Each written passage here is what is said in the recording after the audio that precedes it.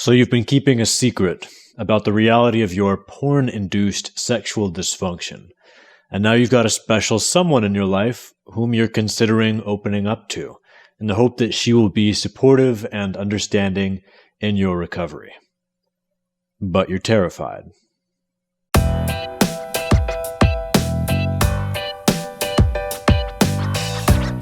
This is a conversation that I have coached many clients through, and after experiencing it secondhand through those clients many times, and firsthand enough times, I can tell you that almost always it goes way better than you fear it will or that you imagine it will.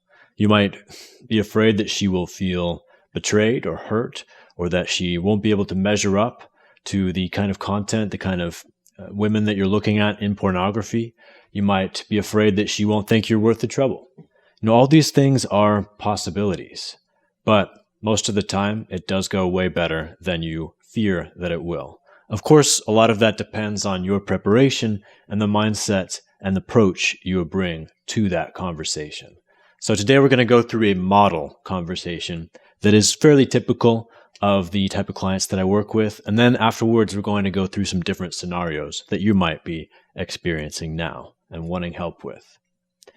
So in this model, we're going to go with the man is using the porn and wants to tell this new woman in his life about his recovery, about this thing he has recently discovered that pornography has done from him, has taken away from him, his ability to connect physically and emotionally in relationships, and acknowledging that this is a period of change in his life and that he doesn't know exactly where this is going to go, but he's going to be open and honest about where he is and what direction he is moving in.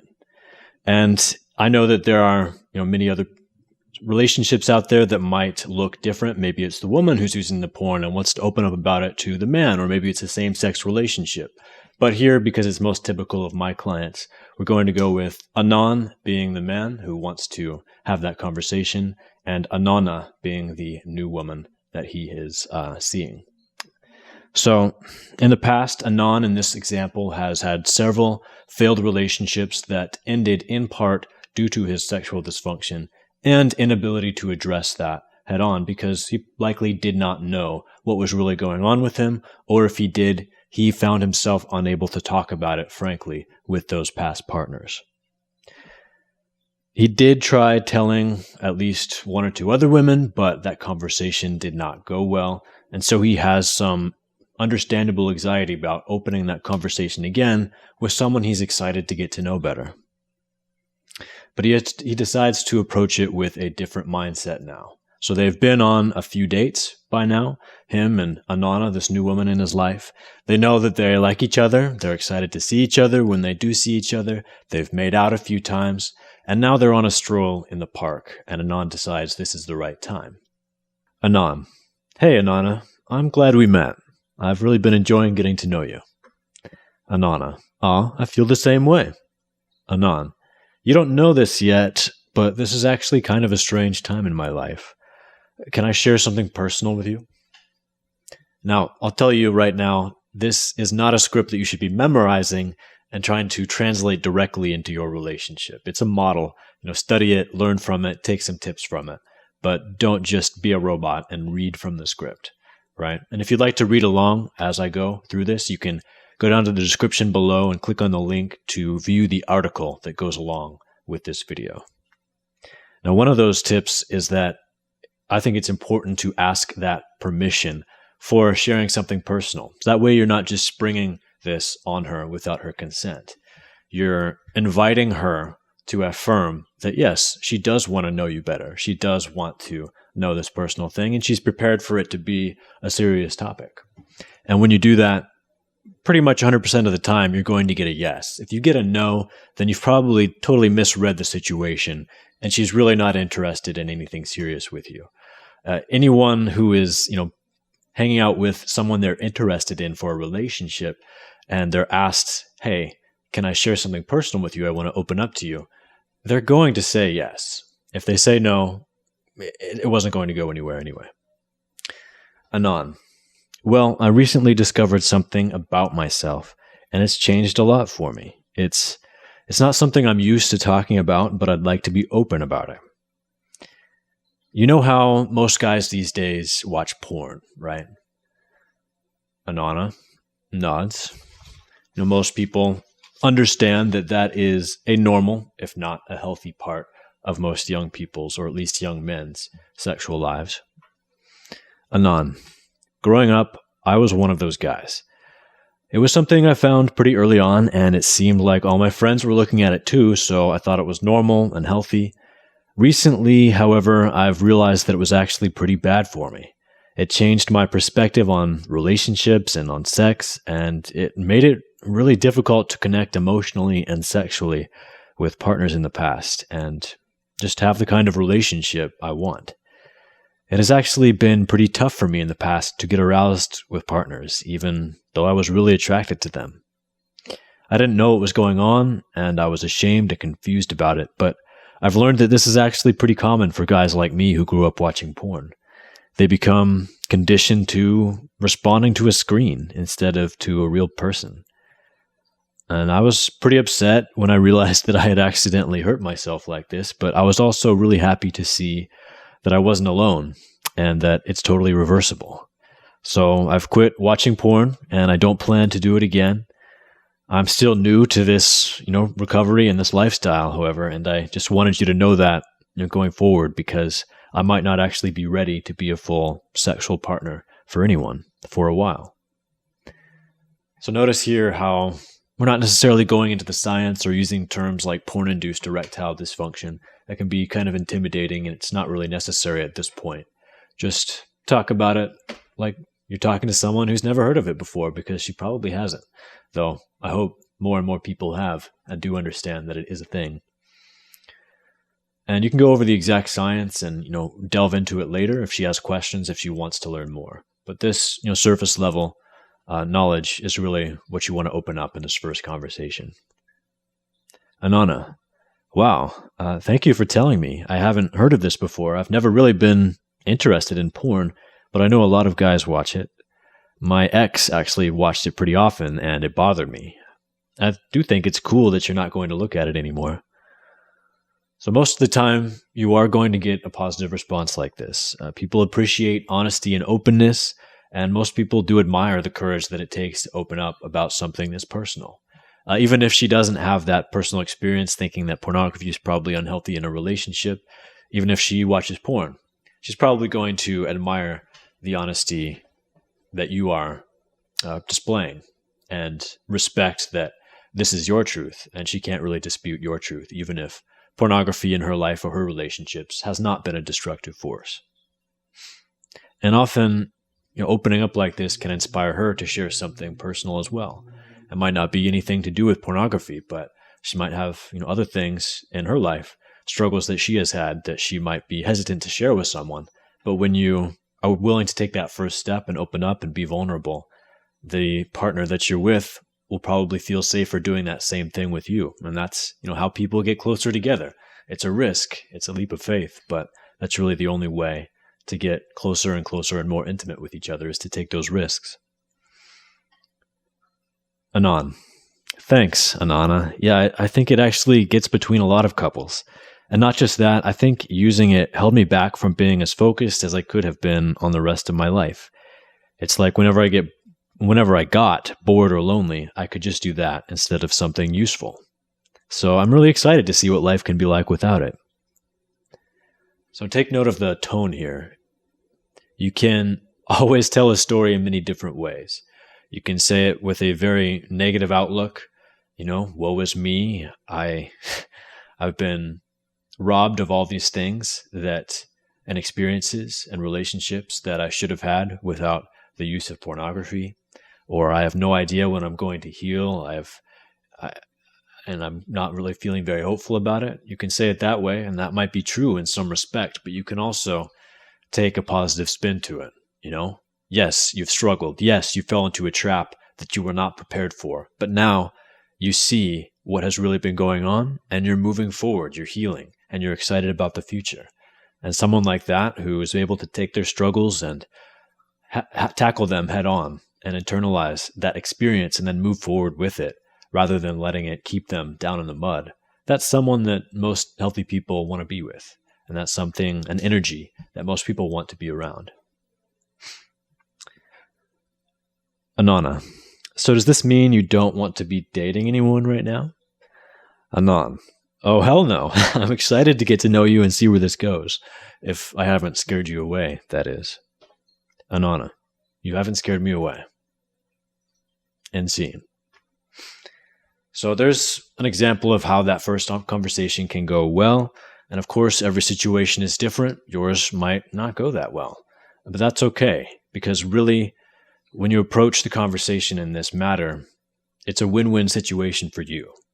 Either you open up, you take that risk, and you get the reward of being accepted and understood and supported, or you open up and you take that risk and you get rejected, and you realize probably wasn't going to be a relationship for the long term with that person anyway. Because you want someone who's going to be able to see who you really are, see you vulnerable, and still want to be with you, still accept you and support you. And so if you can find out that the person you're interested in is not that kind of person, then that's just all the sooner you can move on and find someone who can fill that role in your life. Now, this also isn't the only talk you're going to have about this, of course. You should make her feel comfortable and safe, knowing that she can come back and reopen this conversation if she thinks of questions later. You can have this conversation multiple times. She can feel comfortable checking in with you, asking how things are going, and you can explore more of this information, other people's stories, and the science behind this together, if she wishes. So let's consider some other scenarios. Say you've been in a relationship for a while. It's not a new relationship, and your sex life has been bad. It has declined. And you know it's because of your porn use, but she might not know this. Maybe you've known all along that your porn is actually holding you back in your intimate connection in that relationship, or maybe you've discovered it recently. The dynamic here will be a little different, of course, so here's how that conversation might start. Anon. Hey, hun. There's something I want to talk to you about, and it might take a little while. Is now a good time, or should we set a time later? Again, asking permission, making it clear that this is something important, that has some gravity, that she should set aside time and energy to really be there. Anana. No, we can talk now. What's on your mind? Anan. Well, this is tough for me to talk about, but it's a conversation that's overdue. I doubt that I'm the only one thinking that our sexual connection isn't everything that we both want it to be. You've said before that you wished we were intimate more often, and I want that too. The truth is that my body hasn't really seemed to want that, however, and now I think I know why. And then you go into the conversation, explaining as before. Anon. I should have talked about this earlier, even though I didn't really know what to say. I was just embarrassed and ashamed. I'm sorry I didn't open up to you sooner. In relationships, it's a series of steps getting closer to each other. And sometimes you take some steps away from each other and have to dance back closer to each other again, get to know each other again, or on a deeper level. And this process never ends. You're always discovering new aspects and new layers of your partner. And it can be very difficult to open up a new layer, especially after you've reached a status quo. You've kind of been coasting in your relationship. You think, you know everything about each other, but there's this other thing that you're not sure how to share. But again, relationships and intimacy, it's about taking risks. It's about allowing yourself to be vulnerable, opening up, because that's really the only way that you can get to the next level of intimacy and joy in your relationship. I encourage you not to settle for mediocre. Now, there is a warning here. If the information that you want to disclose to your partner, will be very hurtful for them to hear, hard for them to digest, then I do recommend doing this disclosure with the aid of a couples therapist. That said, maybe she asks you how she can help you to heal. This is what Anon might say. I'm really happy to hear you ask that. I'm not sure exactly how long this is going to take or how it's going to go. Most guys see really significant progress within a few months, but it can be faster or slower. Also, it's normal for progress to not be linear, so it might be going great for 1 week, but the next, not so much. I think I need to take it slow for now and just follow what feels right for both of us as time goes on. I think what will really help is just to have you know all this and have the pressure off. In the past, I've felt pressure to have sex, which stressed me out a lot because I didn't want to disappoint my partners. Of course, that just made things worse. Now, if that pressure and that anxiety you still struggle with a lot, even after this disclosure, then go definitely check out my Overcoming Sexual Performance Anxiety video and article. So maybe she takes your prior use of pornography very personally and is hurt that you chose to masturbate to porn rather than to have sex with her. Anon might say, I understand why you'd feel that way. I'd probably feel the same way if our positions were reversed. But I really don't want you to think that any of this is because I wasn't attracted enough to you. There isn't anybody else I'd rather be with, very much including those women I was looking at online. I got hooked on this stuff long before we met, and I got conditioned to want a screen instead of a real person. I regret that, but I'm so grateful that you're in my life now, and I get to discover what intimacy should really feel like with you and no one else. Another rebooter recently asked me, what's the best way for me to convey to a female, assuming that we're already sexually interested in each other, that I need her help to rewire in a way that she'll want to help me without her feeling like she's being used, while me being fully transparent from the start that I do not want a long-term commitment in the process. The thing for me is I do not want to rewire into a relationship as I often see guys on the forums do. I want to explore my sexuality with other females as I feel like I've been robbed of that due to PIED. So I don't think there's anything wrong with that, especially if you're being transparent and open about where you are in your life and what you want. So Anon might say, so this issue has kept me from exploring relationships and dating the way that I wanted to. Now that I know what's going on with me and see some light at the end of the tunnel, I'm excited to finally get the chance to experience what all of that should feel like. Since I'm just starting to explore though, I don't feel like I'm going to be ready to be in a relationship soon. I like you and I'm excited to get to know you better, but I don't want to jump into something I might not be ready for or lead you on, you know? Now, of course, things will get more complicated if you are indeed addicted to porn, you've lost control of your use, and you're not confident that you're going to be able to stay clean after this disclosure. So you don't want to get caught in either one of these two scenarios. Number one, after disclosing everything about your journey and getting your partner's support, you have a burst of motivation, you're doing well for a while, but then there's a bump in the road, and for some reason or another, you slip, you relapse, you go back to that old behavior. And instead of telling her because you don't want to cause her stress or make her give up on you, make her lose hope in you, you keep it a secret, thinking, I don't want to create waves. This is just a one-time thing. I can handle this. I can get back in the saddle. I'll be fine. But you're not fine because you're an addict. And another bump in the road comes along and you use again. And you lie to yourself again. And you don't disclose to your partner again.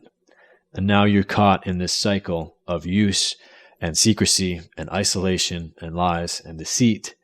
And you're probably not showing the kind of progress in terms of the sexual dysfunction recovery that you and her were hoping for. Maybe she's wondering what's going on.